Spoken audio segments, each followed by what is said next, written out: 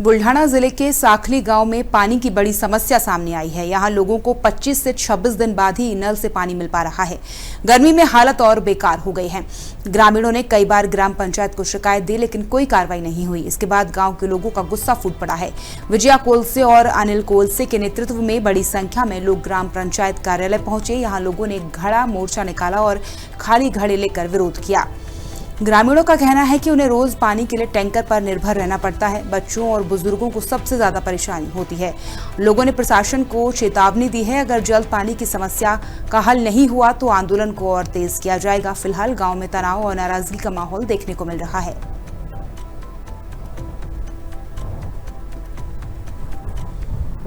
पाण्यासाठी मोर्चा काढलेला आहे। आपल्या विहिरीची पातळी पाण्याची खूप कमी झालेली आहे। बेळगाव डॅमवरून आपल्याला पाणी पुरवठा होतोय, परंतु पाण्याची पातळी कमी झाल्यामुळे ही समस्या उद्भवलेली आहे। आपण ग्रामपंचायत प्रशासनाच्या वतीने सुद्धा सुरुवात केलेली, कामही केलेलं आहे। एक आपण विहिरी शेजारी दरवर्षी प्रमाणे खड्डा खोदत असतो।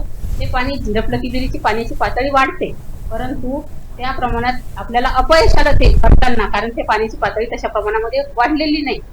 तरी आता आपण गावकऱ्यांनी जो मोर्चा काढला, तर त्या मोर्चावर मी तुम्हाला लेखी स्वरूपात निवेदन देते, लेखी स्वरूपात सांगते की 8 दिवसापर्यंत आपल्याला जे पाणी ज्याप्रमाणे उपलब्ध होईल त्याप्रमाणे उपलब्ध करण्याचं ग्रामपंचायत प्रशासन आणि सचिव म्हणून आम्ही सगळेजण प्रयत्न करू।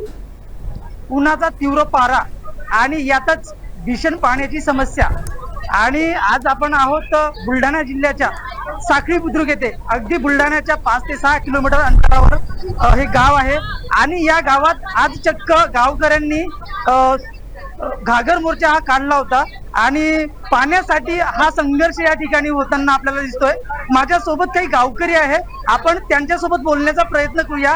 काय नेमकं सांगाल, कसा हा संघर्ष तुमचा या ठिकाणी आहे? खूप मोठा संघर्ष आहे दादा। गावामध्ये म्हणजे बिलकुल पाणी नाही आम्हाला।